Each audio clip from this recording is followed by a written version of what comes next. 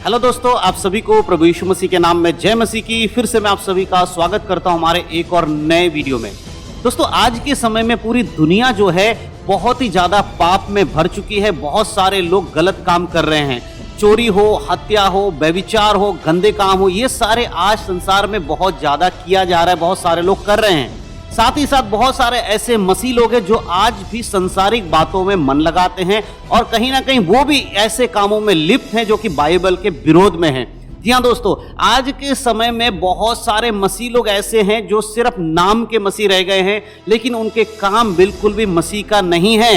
क्योंकि एक मसीह व्यक्ति के लिए बाइबल क्या बताती है वो देखना बहुत जरूरी है। संसार में तो ये सारे काम शुरू से होते आ रहे हैं। जब से शैतान ने इस संसार पर अपनी प्रभुता करी है, तब से लोगों के मन में गंदे विचार वो डालता है, व्यभिचार को डालता है, बुरे कामों को डालता है और हत्या को डालता है, जिससे कि मनुष्य पाप करे और परमेश्वर की संगति से दूर हो जाए। लेकिन जब एक व्यक्ति प्रभु यीशु मसीह पर विश्वास कर लेता है, उद्धार पा जाता है, उसके बाद उसके जीवन में ये सारी चीजें नहीं होनी चाहिए और इसके विषय में बाइबल साफ रीति से बताती है। ऐसा नहीं है कि मसीहों को पता नहीं है कि वो जो करते हैं गलत काम वो बहुत ही गलत है और जिसका सजा उनको परमेश्वर देगा।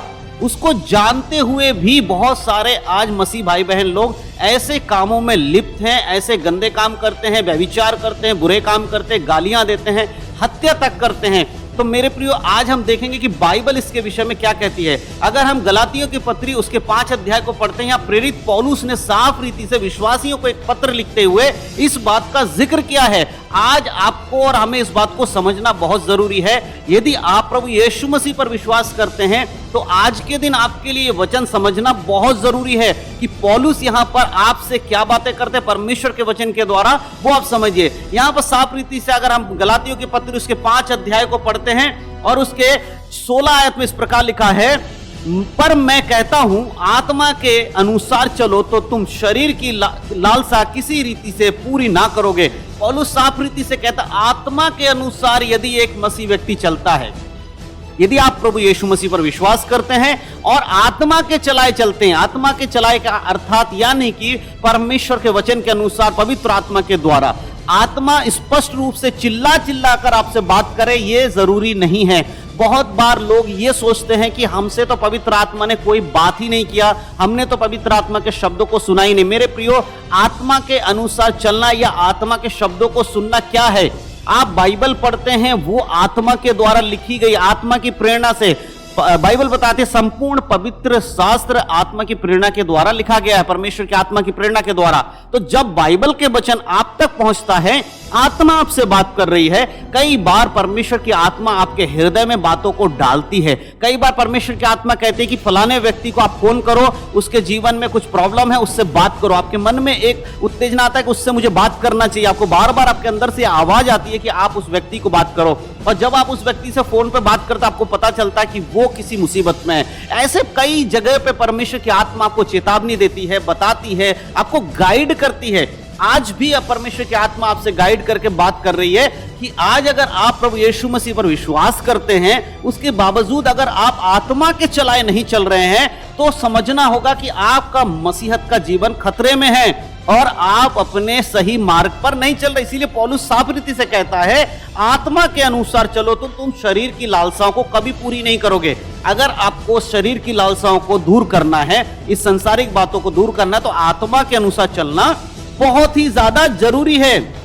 और इस बात को हमें समझना होगा कि शरीर की लालसाएं आखिर क्या है, शरीर के काम आखिर क्या है, उसको हमें देखना होगा। 19 आयत में लिखा है, शरीर के काम तो प्रकट हैं, अर्थात व्यभिचार, गंदे काम, लूचपन, मूर्ति पूजा, टोना, वैर, झगड़ा, ईर्ष्या, क्रोध, विरोध, फूट, विधर्म, ढा, मतवालापन, लीला कीड़ा और इनके जैसे और काम हैं।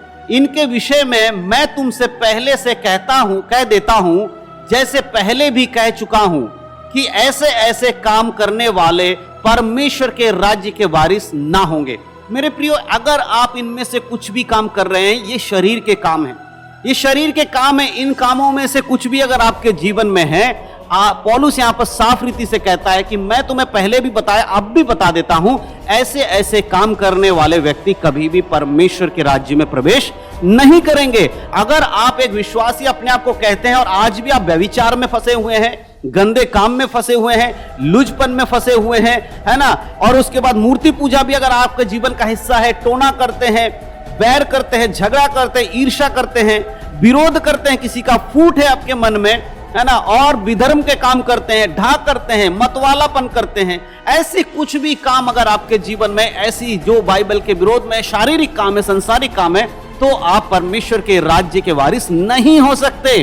कैसे लोगों को परमेश्वर के राज्य का वारिस बनाया जाएगा? देखिए, उसके बारे में साफ रीति से बाइबल कहती है, 17 आयत से लेकर अगर हम पढ़ेंगे, लिखा है, क्योंकि शरीर आत्मा के विरोध में और आत्मा शरीर के विरोध में लालसा करता है और ये एक दूसरे के विरोधी हैं, इसीलिए जो तुम करना चाहते हो वो ना करने पाओ। देखिए, शरीर और आत्मा ये दोनों एक दूसरे के विरोधी हैं। जो व्यक्ति आज भी शारीरिक जीवन जीता है वो आत्मा के विरोध में काम करता है। अगर आपने उद्धार पाने के बाद भी शारीरिक जीवन जी रहे हैं, यानी कि अपने शरीर की अभिलाषाओं को, शरीर की लालसाओं को पूरा कर रहे हैं, आप आत्मा का विरोध करते हैं। आत्मा यानी परमेश्वर की आत्मा का विरोध कर रहे हैं, आप अपनी आत्मा का विरोध कर रहे हैं जिसको परमेश्वर ने मोल लिया है, और आप अपने जीवन को बर्बाद कर रहे हैं, क्योंकि शरीर और आत्मा दोनों एक दूसरे के विरोधी है। इसीलिए आत्मा को नहीं बुझाना है, शरीर की लालसाओं को दूर करना है, और उसके लिए 18 आयत में लिखा है, और यदि तुम आत्मा के चलाए चलते हो तो व्यवस्था के अधीन नहीं ना रहे।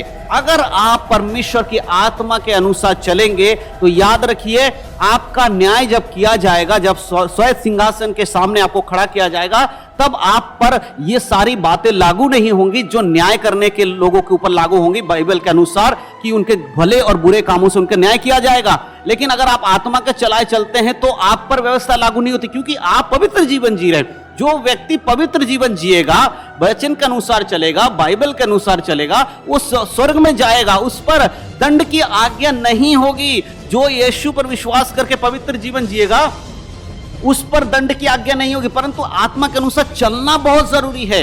जैसे कि हमने शरीर के काम तो देख लिए हैं कि शरीर के काम क्या है, उसी प्रकार अगर आपको आत्मा के काम भी देखना है तो इसी में लिखा हुआ 22 आयत में लिखा है, पर आत्मा का फल प्रेम, आनंद, शांति, धीरज, कृपा, भलाई, विश्वास, नम्रता और संयम है।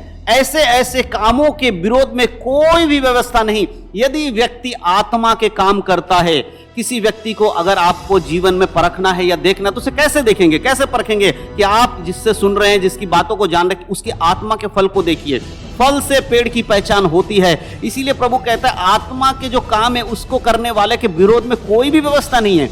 यदि आप वचन के अनुसार चलते हैं तो आपको कौन दोषी ठहरा पाएगा? परमेश्वर भी आपकी वाहवाही करेंगे, परमेश्वर आपको धन्य कहते हैं। और आत्मा के फल के बारे में तो मैंने पहले बताया, आपके अंदर प्रेम होना चाहिए, आनंद होना चाहिए, शांति होना चाहिए, धीरज होना चाहिए, कृपा होना चाहिए, भलाई होना चाहिए, विश्वास होना चाहिए, नम्रता होना चाहिए, संयम होना चाहिए। ऐसी चीजें एक व्यक्ति, मसीह व्यक्ति के जीवन में होना बहुत जरूरी है। और याद रखिए मेरे प्रियो, आज संसार में लोग इन सारी बातों को जानते हुए भी प्रभु के वचन के अनुसार जीवन नहीं जी रहे हैं, अपनी शरीर की लालसाओं को पूरा कर रहे हैं। यही कारण है कि यीशु मसीह आने में देरी कर रहे हैं, ताकि आप एक बार अपने मन को फिर से फिराकर यीशु मसीह की ओर ले आओ। अगर आज आप इस वीडियो को देख रहे हैं और अभी तक अगर इस वीडियो को देख रहे हैं, इसका मतलब है कि आप परमेश्वर पर विश्वास करते हैं और आप चाहते हैं कि परमेश्वर जब आए वो आपको लेकर जाए। मेरे प्रिय, इस वीडियो को पूरा देखने के बाद भी अगर आप अपने जीवन को नहीं परखेंगे, आत्मा के अनुसार नहीं चलेंगे, तो मैं आपको कहना चाहता हूं, बाइबल आपको कहती है कि आपका जो स्वर्ग का वारिस होने का जो आपका एक परमेश्वर के उसे दान था, वो आपसे छिन जाएगा, आप स्वर्ग के वारिस नहीं हो पाएंगे। इसीलिए सबसे इंपॉर्टेंट चीज यही है आज आपके जीवन में कि बाइबल के अनुसार चलना बहुत जरूरी है। इस संसार में बहुत सारे झूठे लोग उठ खड़े हुए हैं जो आपको ऐसी शिक्षाएं नहीं देंगे, जो बाइबल के वचनों से आपको नहीं सिखाएंगे, परंतु वो अपनी ही मन के अनुसार भविष्यवाणियां करके, चमत्कार दिखाकर आपको भरमाएंगे। ऐसे लोगों से बचना है। वो उनके आत्मा के फल को देखना है। और सबसे इंपॉर्टेंट चीज, चिन्ह और चमत्कार कभी आपको स्वर्ग नहीं ले जा सकते। स्वर्ग अगर आपको जाना है तो परमेश्वर के वचन के अनुसार चलना आपके लिए बहुत जरूरी है। तो आज ही अपने जीवन को परखिए, वचन के अनुसार देखिए, क्योंकि सांसारिक बातों में मन लगाने वाला व्यक्ति कभी भी स्वर्ग के राज्य का वारिस नहीं हो सकता।